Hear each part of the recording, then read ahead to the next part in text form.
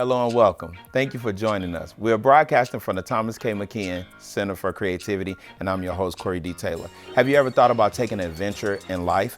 My guest today, Tom McCloud and Randy Cowell, did just that when they, with a group of men, attempted to climb Mount Kilimanjaro. Did they become successful? Well, if you want to know the answer to that, well, stay tuned because this is Up Close with Corey Taylor.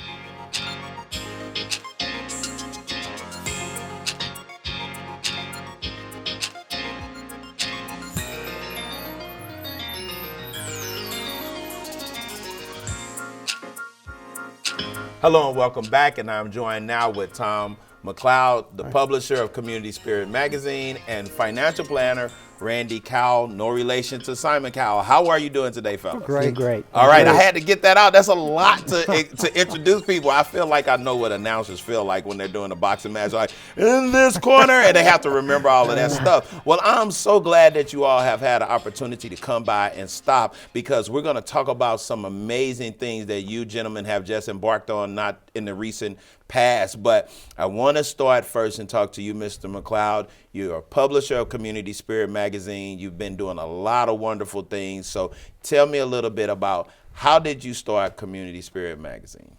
Well, it was just a brainchild 17 years ago, and God has allowed me to continue to do this all these years. And so I started off just trying to tell stories about the Christian community and try to pull people together. And so basically that's what it's been for, and continues to be well read.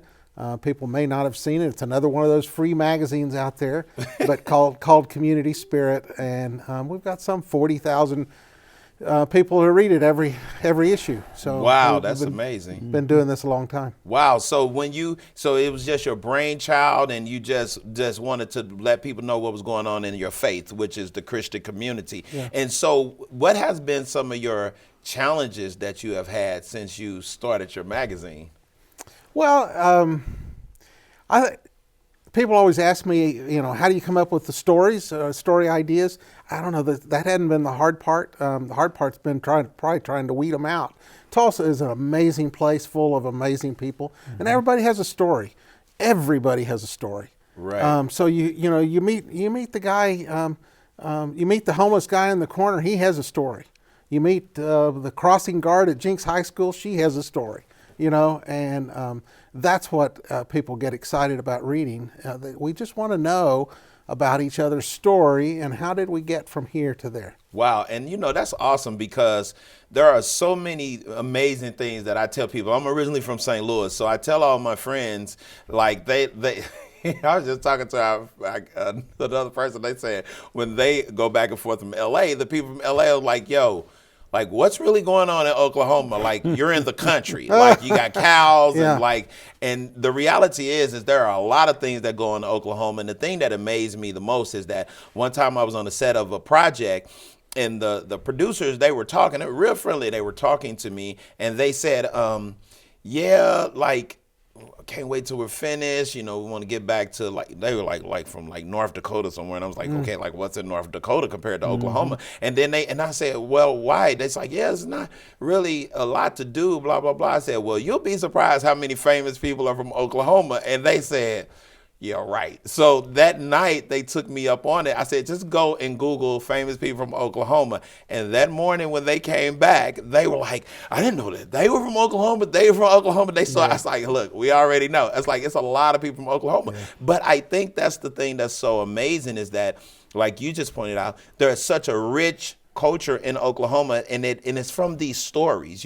When I first got here, you're talking about the Greenwood stuff, the race riots, then you have Dust Bowl, Oklahoma, you got the Will Rogers story. I mean, it's just so many stories, and you're adding to that base. Now I want to come over here to Randy. Now, Randy, you're a financial planner. Yes, sir.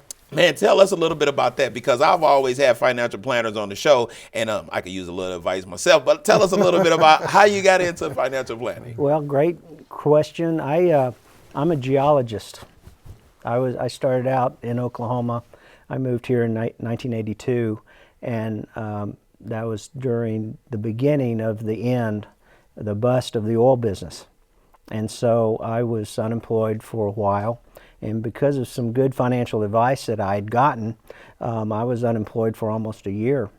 And because we didn't lose our houses like a lot of my friends and marital issues and things of that nature, I decided when it was time to change careers that I thought people might like to hear some of the same things that I did. And so that's how I got into the financial planning. I started a practice back in 1986. So I celebrated my 30th anniversary this year, and just very thankful. And I met Tom kind of by accident. He had an article in his magazine, and it was sort of about financial planning and stewardship. So I called him up one day, cold turkey, and said, I got a bone to pick with you. That article didn't have anything to do with stewardship. And he said, well, you know, I've been seriously praying for somebody to write articles for me. And I said, well, I'm your man. Good. And so that was how Tom and I became acquainted 15 years ago, and I've been writing for him ever since. Wow, now this is crazy because I got to go back. You said you're a geologist. Yes. Now, we're having a whole lot of earthquakes in Oklahoma. So when you said that, I'm like, let me ask this question. Where are these earthquakes coming from? Because, like, we're not in San Francisco or the San Andreas Fault. We're not. Where is this coming from? Now, you're really testing me now. I'm taking you back. Well, I do believe there's some evidence that would lend itself to the injection wells, the water disposal wells. At least that's what most of the science is telling us. So I think that's possibly the culprit. Wow. Yeah. You know, because that is a big thing. And I know I just went off topic, but I had to. I'm so curious because I don't know many geologists. And I was like, yo, can you help us out here? Because there's some people, our viewers probably want to know that same answer too. But yeah, they talked about it's the whatever that fracking or injection in the water wells. Okay, so here's my thing. So with all of that being said, you're here, you're a publisher, and you are a financial planner. But the reason why you all are here because you all just did something that was, I think that was totally awesome. You two and 16 of you all went and climbed Kilimanjaro in Africa. That's right. So why is that surprised? We don't look like mountain climbers? Look. Corey, what are you trying to say? I'm going to be scared to climb Kilimanjaro, okay? Because, I mean, first of all, you flew all the way around the world to go do it. Then, not only that, but you took 16 people to go do it. And then I had an opportunity to see the documentary that you all did about the trip. But I'm not going to give the spoiler, but I'm going to let you all talk a little bit about this documentary. But first, how did this trip even come about? Because I think it's totally fascinating that 16 guys from different places, not just Oklahoma, would try to go and scale a mountain at what, 19,000 feet? Around the world, like, I mean, 341. I'm not going to do counting. that. Like, I mean, I'm going to do it vicariously through you all, but I'm not going to go pay my money to go. Tell me why. You ought to go. It's a great time. Okay, so I've got to go back just a little bit. Okay. So a few years before, I collapsed in the bathroom one night. I had an illness of some kind, and I passed out. I hit the wall, and I had a spinal cord injury. Had to relearn how to do everything, had to have this massive surgery. And so I spent a couple of years trying to get through that. And you wouldn't know it by looking at me now, but I jumped in and decided, hey, I was going to lose 100 pounds. And so I did that, and we raised some money for some kids on the west side in the process. But during all of that, then I remembered writing about this fella who had tried to climb Kilimanjaro. And I thought how cool that was, and I had always thought, well, Tom, you're too big and fat to ever get up the mountain. But I had lost this weight, was feeling good, and I started watching all the videos on Kilimanjaro. You go to YouTube, and there's a whole plethora of different videos you can watch. Everybody comes back, seems to make a video, and so I got hooked, and I got excited about it because Kilimanjaro is the world's tallest freestanding mountain. In other words, it's not on a range. It is a volcanic mountain that stands all by itself. It's not a technical climb. You don't have to have ropes and ice picks and so forth to get up. It is one heck of a climb, isn't it? Yes, it is. It's a long, tough walk. And takes 5 days to go. We did 5 days up and 2 days down. But I got the bug and decided that I wanted to do this. But I really wanted to make the video. I did the walk so that we could make the video. And so I talked to Don Kreitzweiser, a photographer, friend of mine, and he was just like all in. He said, I've always dreamed of going to Kilimanjaro. So Kilimanjaro is in East Africa, and it's you got to really want to get there. And so I wrote about it in the magazine, and pretty soon people started calling me, and I thought it'd just be my buddies, Randy and some other folks that might go, but turned out that we had guys from Houston and all over the place, that California, friends of friends who had read about it in the magazine and so forth. So 16 guys, a couple of younger guys in their 30s who were mainly sons of some of the older guys, but the majority of us were our age and older. I think the oldest 73, but we all gathered together and went and took this amazing adventure. You know, you go to Africa and you see lions and tigers and the elephants and everything, and then right at the base of this mountain, and then you go head off to climb this mountain, and it is truly an adventure. Now that would have scared me. You said just lions and tigers. I mean, I'm not trying to bring up the Wizard of Oz, but they was like lion, tigers, and bears. I'm like, well, anything that was there, but like it was very fascinating when I found out that you all had done this. But Randy, what made you go? Just because of your buddy, or what made you go? The first time he asked me to do this, I told him no, it's not on my bucket list. You think? I'm not interested. And he is a pretty persistent guy. And we sat down one day and we were talking over coffee, and he talked about this film crew that we were going to talk about or take, and Don Kreitzweiser, who I know as well.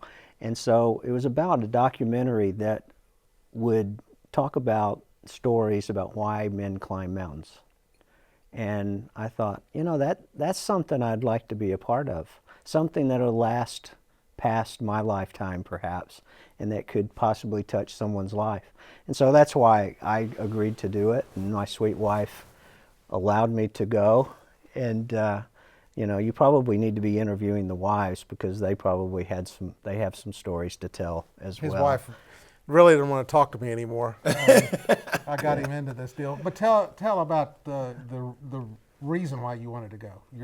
Your friend. Well, I had a very dear friend that died suddenly at 55 years old, and because of some planning that we had done, I was taking care of his widow. Wow. And right before she heard we were climbing, and right before I set out for the climb, I got a card, and it had this gentleman's picture in it. And she just basically wished me well, and this man just loved the outdoors. And she said, please take him to the top of the mountain. Wow. And so that was really one of my submissions, if you will. I had to get to the top of the mountain. And together as a kind of a band of brothers that we became, somebody was going to get this gentleman's picture to the top of the mountain. If it wasn't me, it was going to be somebody else. And so, wow. We all had our own reasons to want to go. Right. And that's what I found, was that everybody had a story. Yeah. And for me, it was I'm 59 years old, and I want to see whether I can still do something like that. Right. Can I still have that kind of a challenge? For somebody else, there was one guy that went with us who had been sexually abused as a child, and his whole intent was to go, and I want to put this at I want to carry this as high as I can to the top of this mountain, and I want to forever get rid of it and never be the victim again. He said, I've been the victim all of my life because of this. And you know what? As I was watching snippets of the documentary, I think that's the thing that really drew me in, because we get a chance to see you and you're telling your story in depth, and then we get to hear about the man who was sexually abused. But the thing that really got my attention was out of when I was hearing these men tell these stories, you would start seeing them really get emotional. And so the thing that I saw from the whole trip is that, like, people, you hear Martin Luther King's speech, I've been to the mountaintop, but here it is, like you said, why do men climb mountains? And as you all are ascending up the mountain,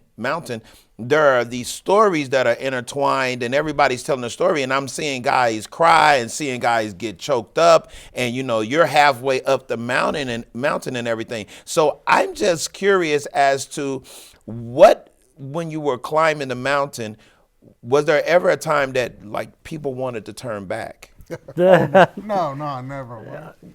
I was wondering the first day if I was going to make it. I was hurting so bad in the middle of the first day of the climb, and we were still in the rainforest. And so, yeah, I'm speaking for most of the guys, but maybe with the exception of some of the younger guys, I think every one of us had thoughts of that.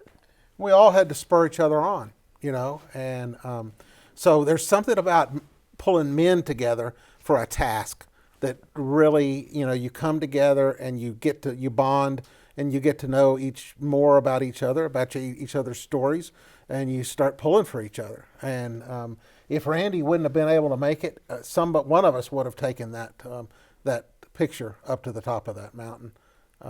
But anyway, it was really cool how each one of these guys started sharing their life story as we went along, and that was the whole thing that was so cathartic about it. Right. I personally believe that no matter what it is, there's something special about mountains. But there's, if we set ourselves an adventure and we include God in that adventure, He'll show up. Okay. And He did show up, and in a very big way. And we all came down the mountain and we said, "What just happened to us? We're better men than we were 5 days ago." Now that's interesting, and I hear you talk about God because you got 16 men, but I also understand that some of the people that you took on this trip, they were not the God kind of people, but they had their own experience. So talk to us a little bit about that, if you will. Well, there was one fellow in particular, a younger guy, who I could tell he just wasn't really into time when we had prayer and so forth. But by the time we got to the bottom with tears in his eyes, he said, "What just happened to me on top of that mountain?" He said, I came here because I wanted to be with my dad. His dad climbed. And but he said, I came away a better man. And he said, I've been so blessed on being with these men. Well, we know that wasn't us. Yeah. Was it? God showed up, and He showed up for all of us. And He's been doing that since the beginning of man. He's been calling men to climb mountains. Why is that? And it may not be a physical mountain that you are facing, but it may be something else. It may be a relationship. It may be something in your past that you're having to get over. But I personally believe that if you'll include God, He will show up, and He'll help you on this adventure. Now, this is the thing that I found also interesting too, and we hear a little bit about it. But when you think about this climb, and you said it's a freestanding mountain, and you don't need all of the technical gear, the one thing that I would like to mention for our viewers is that y'all actually almost lost lives on your way up and getting to the top of this summit of this mountain. This is not Disney World, okay? And when you're up there at the top of the mountain, you are all by yourself. I mean, all by yourself. Yes. And Randy had a challenge. Randy's a diabetic, and I'll let him tell about that. But he had a challenge up on top of the mountain, and it was a very serious situation. And Randy and I were the only ones left on the mountain. And so, anyway, you want to tell that? Sure. Yeah. We were at about 16,000 feet.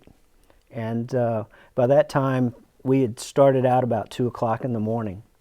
And the food that we were eating was laced with carbohydrates, but there was very little protein involved. And for a diabetic, to sustain that energy, you really need protein. And so we about 12 o'clock in the afternoon, all of the 14 that made it to the top, I was the last one. And so I was going to get to the top of the mountain. I had to, because there's nobody behind me. If I said I can't go any further, there was nobody that was going to get that picture that I had right here on my heart to the top. So I made it to the top, and we had time to take pictures. One of the oldest member of the group, who was 73, they said, we've got to turn around and go down, because he's getting hypoxic. He's turning purple. And so I We're did at 19,000 feet. And let's talk about that, because most people may not know what hypoxic is, but what is that actually? There's just no oxygen in your system, and altitude sickness is starting to take over your body. There's just not enough oxygen to feed all the cells, and a lot of people will become violently ill and start throwing up. And fortunately, I think it's like 16,000 feet is when the mask fall at an airplane. Wow. So it's critical. You're up there exerting all this energy with very little oxygen. So what happened to me is basically I had no time to recharge. I didn't have time to, they had been up there for about 30, 45 minutes, eating, drinking water. I basically took pictures, and we turned around and we started back down. And about 17,000 feet, it was like I had no energy. It was just, it left. And so Randy doesn't remember, but he couldn't tell me his name. He was really, I don't remember He that. was really in bad shape, and we couldn't get him down the mountain fast enough. So 2 porters grabbed him. Everybody else had already gone. And so 2 porters grabbed him, and they started running him down this mountain, trying to get him down. And horrible tale on trying to get him on down the mountain. But he was in trouble, and it could have been a very serious. Well, it was a very serious situation. So the movie, we call the movie "Life and Death on Kilimanjaro." Maybe that's a little grandiose, but it was a dangerous situation. And this is not Disney World. You shouldn't go up there thinking that it is. When Randy got so sick, I looked at the porters and I said, "Okay, well, get a helicopter up here." And they said, there's no helicopter. No Wow. helicopter. And I said, "Well, get on your satellite phone and call." And I said, "There's no satellite phone." So you had to physically take them back You're down. on your own. Yeah. Wow. Well, they strapped me to a one-wheel gurney with 5 gentlemen porters on either side, and one with handrails like a wheelbarrow, and one with a light. And we started down. And 5 hours into this journey with me, they literally tied me to this gurney. And my heart, I thought my heart was going to stop, because every time we would hit, it would hit right on the back of my backside and my chest. And I really made peace with the good Lord and said, "Lord, just take me, because I'm not going to make it. Wow. My heart is going to stop here." And 7 hours later, they had me down to the Mashame gate to take me back to civilization. And that's when I realized that God's not done with me yet. There is something that God has planned for my life, and I don't know what it is, but He didn't take me that day, and I'm very thankful for that. Now, I hear you all, and you talk about faith and everything, but I just want to hear from you, Tom, and then also you, Randy, like in about 30 seconds, like what did you take from this experience? Because here it is, Randy's a friend of 15 years. You were the last one on the mountain. He's getting ready to die pretty much. And the reason why I'm saying that, I know you said that's a little grandiose, so life and death on Kilimanjaro. I actually know diabetics. A lot of my family members are diabetics, and diabetic comas and all that stuff. This stuff is nothing to play with. And I want our viewers to know that we really understand that. So yes, and then the guy who lungs pretty much were starting to collapse on him. Those are real issues. Of course, it's not Disney World, but in about 30 seconds, what did you take from this experience? That whatever your adventure, that it's worth doing. We all need adventure in our lives, especially men. We need adventure, and it's worth doing. But no matter what it is, if you'll put it in the right perspective and ask Him, God will show up at whatever mountain you're trying to climb. Same for you, Randy. I developed some lifelong friends. Tom, basically, he didn't tell you this, but as the group went on down to the base camp that they were heading to, Tom stayed behind with me. And so I'll forever be indebted to Tom, because I really do say he saved my life, because he got me down to the base camp in one piece, or half of a piece anyway. And so, as I mentioned before, I don't think God's through with me yet. He's got something planned. I'm on this planet for a reason, and I'm excited to learn what God has in store for me. And so I've seen some of the documentary pieces of it, and it looks amazing. The stories are very compelling. I understand that you all are having a release of that in January. I think it's January the 10th? Yeah. And 2017, I want to say that because somebody might be like, oh my God, is it 18? But yeah, January the 10th, 2017. And I know where is it going to be showing? At the Hardesty the Library. Hardesty Library. Here in Tulsa, Tulsa. Oklahoma. Yeah, 7 o'clock. Okay. So this show, Up Close with Corey Taylor, is all about helping people to be inspired. In about 10 seconds, what would you tell somebody what it takes to be successful? And then, Randy, I would like for you to answer that as well. Persistence I'm and going to say exact same word. and understanding that you're not in this alone. Zillions of others have come before you. Wow. And you, very quick. I was going to say exact same word. Be persistent. Don't take no for an answer, and you can achieve your dreams. Wow. Well, fellas, I thank you all so much for coming on the show. It's an amazing story. I want people definitely to go see the documentary, because I think it's something that I think it's a life-changing thing, even when I sat there and I viewed it. So, Tom, do a search on YouTube. Yes, definitely. They'll You're going be to able drop to it on find it to YouTube. YouTube. So, Tom, thank you for coming. Randy, Thank thank you, you for Corey. coming. All right, Thank have you a very great day. much. I hope you've enjoyed our show today. I would like to thank my guests, Tom McCloud and Randy Cowell, for joining us. Think about this. Change is inevitable, but your attitude towards that change is always optional. Until next time, keep looking forward.